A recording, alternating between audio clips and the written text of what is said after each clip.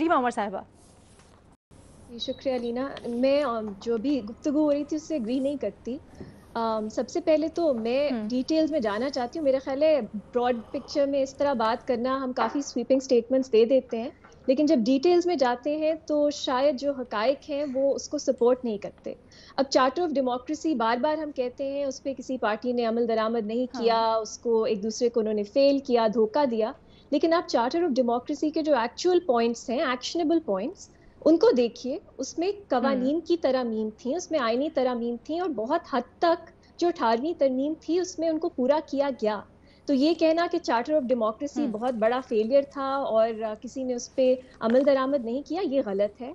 हाँ, कुछ चीज़ें हैं जिस पे बेहतर तरह से काम हो सकता था, कुछ चीज़ों में धोखा दिया गया एक दूसरे को, लेकिन ये कहना कि बिल्कुल ही फेलियर था, मैं इससे एग्री नहीं करती। दूसरी बात, ये इन पार्टीज ने हमें क्या दिया। आप जब परवेज मुशर्रफ साहब की हुकूमत खत्म हुई, अब 2008 से 2018 तक का जायजा ले लीजिए, पाकिस्तान में इकोनॉमिकली बेहतरी आई। जीडीपी हमारा 2008 से आप 2018 कंपेयर करें, बेहतर था। करंट अकाउंट डेफिसिट बेहतर था। मुल्क में एक हार्मनी बेहतर थी। प्रोविंशियल ऑटोनॉमी आ चुकी थी। बहुत सी ऐसी पार्टीज जो पहले एक आपके नेशनल डिस्कोर्स से बाहर थी, वो वापस अंदर आ चुकी थी।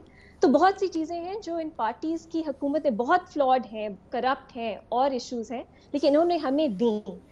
और जो चार्टर ऑफ डेमोक्रेसी है, हम बार बार जब ये लोग उससे बाहर जाते थे, एक दूसरे के खिलाफ, जो मुनीब साहब ने बहुत सी एग्जांपल्स दी, वो करते थे, तो रिमाइंड करवाया जाता था उन्हें कि आप ही ने चार्टर ऑफ डेमोक्रेसी साइन किया है, आप उसकी खिलाफ वर्जी कर रहे हैं।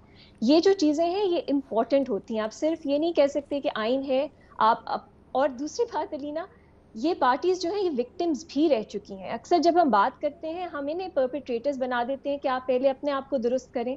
जिनकी ये विक्टिम्स रह चुकी हैं उनकी भी बात करना जरूरी है। मेरे ख्याल में एक पिक्चर का एक हिस्सा या कॉइन का एक हिस्सा अगर आप सिर्फ उसकी बात करते हैं तो ये ज्यादती है। तो अगर एक तरफ से उनकी और ये दो पार्टीज ने, अब जो मिसाक है वो 11 पार्टीज का है। जब मैं इन सब पार्टीज को स्टेज पे देखती हूँ इनकी प्रोटेस्ट पे, मुझे तो एक खुशी होती है कि 11 पार्टीज, जिसमें आपकी नेशनलिस्ट पार्टीज हैं, एथनिक पार्टीज हैं, रीजनल पार्टीज हैं, मेन स्ट्रीम पार्टीज हैं, सब मिलके एक बात करती हैं। तो ये दिखाता है कि इस मुल्क का फ्यूचर है।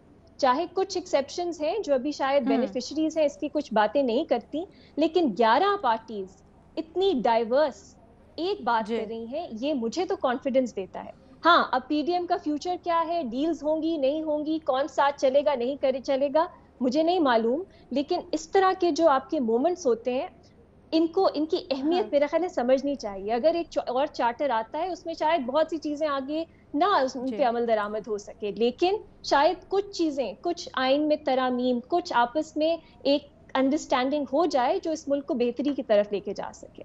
और हमारा पास्ट मैं इस तरह से नहीं देखती इतना नेगेटिवली कि हमने कुछ नहीं मिला, हमने सिर्फ गवाया है। मेरा ख्याल है बहुत कुछ हमने पाया भी ये है। आपकी पॉजिटिव अप्रोच बड़ी अच्छी रीमा, लेकिन हाँ, बड़ी अच्छी अप्रोच, पॉजिटिव अप्रोच, लेकिन एक चीज मैं पूछना चाह रही हूँ, हम यहाँ पे बैठ के कह सकते हैं ये फेल होंगे, पहले फेल हुए थे, इतना ग्लूम एंड डूम। अगर जब पाकिस्तान आजाद हुआ अलीना 1947 से पहले, आप 1930s में क्या किसी को लग रहा था कि कॉलोनियलिज्म खत्म होगा सब कॉन्टिनेंट से या और कॉलोनी से? अगर इसी तरह की बातें करते रहते तो कहते चलो पहले आजादी की जंगें फेल हुई थी, अब भी फेल होंगी, तो कॉलोनियलिज्म जो है वो कभी खत्म नहीं होगा। तो कभी ना कभी ब्रेक आती है, बहुत से फैक्टर्स साथ चलने मिलने पड़ते हैं, उनका साथ होना जरूरी होता है। मैं तो प्रिडिक्ट नहीं कर सकती, शायद ये वैसा मोमेंट है, शायद नहीं है, हमें नहीं मालूम, लेकिन एक नया चार्टर जो है ये बिल्कुल नहीं दिखाता कि एक कमजोरी है या एक, जो शिबली फराज साहब कह रहे हैं बिल्कुल गलत है मेरा ख्याल। आपको बल्कि अच्छा मुस्बत कदम लगता है कि 11 जमातें एक साथ मिलके इकट्ठी हो रही हैं और एक ही कॉज के ऊपर जमहूरियत की बालादस्ती के लिए। हसन निसार साहब कुछ ऐड करना चाह रहे हैं क्या? नहीं भाई, after the second world war it was written on the wall, it was not just subcontinent, दुनिया में और कहां कहां क्या हुआ है तो लोगों को तो पता था, और ये लिखा हुआ भी है, 20 किताबें हैं। सेकेंड वर्ल्ड वॉर के बाद तो मतलब वो कसरा ही नहीं गई थी। ये किसको पता था? बिल्कुल पता था। क्यों नहीं पता था? पढ़े लिखे लोगों को बिल्कुल पता था। इसमें बेशुमार किताबें हैं। मुझे सवाल टाइम सर भेज दिया करो, मैं 4 किताबें रख के बैठा होता यहाँ। अलीना पॉइंट चलें पॉइंट पता ये था, नहीं सबको था, पता था। नहीं पॉइंट ये था कि आज़ादी की जो तहरीकें हैं वो जब एक्चुअल इंडिपेंडेंस बहुत सी कॉलोनियल स्टेट्स उनको मिली उससे पहले से चल रही हैं, उनकी एक पूरी हिस्ट्री है कई डेकेड्स की, कई सेंचुरीज की, और जब वो तहरीकें चल रही थी तब नहीं पता था कि कब जाके आपको आज़ादी मिलेगी। तो ये जो चीजें होती हैं इसमें बहुत से, हसन निसार साहब ने सही बात की, वर्ल्ड वॉर 2 हुई और भी बहुत चीजें हैं जो साथ भी ना हुई, मिलती, और सेकंड वर्ल्ड वॉर ना होती तो चले हसन निसार साहब ये आपकी अंडरस्टैंडिंग है, लेकिन मेरी बात का मतलब ये है कि मालूम हमें नहीं पता कि पाकिस्तान में आगे क्या होगा, किस तरह मुख्तलिफ फैक्टर्स हैं वो कंबाइन करेंगे, और शायद पाकिस्तान को जो एक अलमिया है कि यहाँ जो जमहूरियत है, लोगों के वोट को इज्जत नहीं मिलती, तो शायद मिल जाए। मोहतरमा रीमा बिल्कुल पता है। क्या पता है मोहतरमा रीमा? बिल्कुल पता है। क्या पता सन पता है जब 35 करोड़ आबादी होगी। हमें यह भी पता है कितना करोड़ बच्चा स्कूल से, हमें यह भी पता है सब सॉइल वाटर का क्या हाल है। ये बेनजीर भुट्टो को अब्यूज करते करते अब खुद वो फसल काट रहे हैं। सर, कुछ नहीं सीख रहे। ये नहीं पता कि बेहतरी के लिए आगे क्या होगा। फिर आप जारी रखो, मुझे आपकी बात बहुत अच्छी लगती है। हसन साहब आप नहीं होगा। आप ये चले, आप मुझे बताएं मैं तो ये कह रहा हूं, कैसे होगा पाकिस्तान बेहतरी की तरफ परवेज कैसे मुशर्रफ जाएगा? साहब भी कहा करते थे एजेंट्स ऑफ डूम्सडे। ओ भाई, यही कई कौमों के साथ हुआ है। जो बात आप करते हो वो करते रहो, बहुत अच्छी और बहुत प्यारी लगती है, आप पे जचती भी है। आप इसका क्या मतलब है? सिविलाइज्ड, पुरुमीद, रोशन दिमाग शहरी लगते हो इस मुल्क के। माशाल्लाह, बहुत चश्मे बदूर, अल्लाह आपको अपनी अमान में रखे। एक्सीलेंट, आप जारी रखो। मैं आपको जो पिक्चर दिखा रहा हूं उसको या तो चैलेंज करे ना कोई। आपको पता है सब सॉइल वाटर कहां पहुंच गया है। आपको पता है 35 करोड़ की आबादी, आपसे 22 करोड़ नहीं संभाला जा रहा। कभी सुना किसी ने बात की हो? आपको पता है रिलीजन के नाम पे इस मुल्क में क्या होता है? अभी रिसेंटली एक बैंक मैनेजर दिन दिहाड़े मार दिया उन्होंने। कौन सी चीज है जो ठीक है? और खुदा के लिए अगर दो ठीक भी हैं छुपा के रखो ताकि किसी को होश आए। हसन साहब, आपसे जागे। आप जो कह रहे हैं वो ग्राउंड रियलिटी है, लेकिन इससे आगे क्या है? इसमें कॉन्ट्रडिक्शन आगे क्या है? इसमें कॉन्ट्रडिक्शन क्या है? मैं थोड़ा सा, सॉरी अलीना, मुझे समझ नहीं आ रही इसमें कॉन्ट्रडिक्शन। तो आगे क्या होता है? ये दोनों चीजें साथ क्यों नहीं चल सकती? आप पाकिस्तान की इकोनॉमी बेहतर, पाकिस्तान का एजुकेशन, हेल्थ बेहतर करें, आप जो पॉपुलेशन का हमारा क्राइसिस है उस पे काम करें, लेकिन कॉन्ट्रडिक्शन क्या है? ये एक और नहीं होना, आपकी प्रायोरिटीज में ही नहीं है। देखो भाई बेटा, बात सुनो, गुजारिश सुन लो मेरी। मैं 100% मान लेता अगर रत्ती बराबर समत में इस मुल्क में कोई तब्दीली नजर आई होती, मैं मान लेता भाई। तो क्या मेरा कोई हसन साहब हम इसी चक्कर में फंसे रहेंगे? हम इससे कभी निकलेंगे नहीं? It's like music. एक मिनट ना, ये क्या सवाल है? ये ग्राउंड रियलिटीज की बात करो मोटी। सर जो तुम ग्राउंड रियलिटीज तो है, लेकिन फिर उनसे निकल, अगर प्रॉब्लम्स हैं तो प्रॉब्लम से निकलना भी तो है। रात और बात सुनो, नेशनलाइजेशन ने इस मुल्क को बर्बाद कर दिया।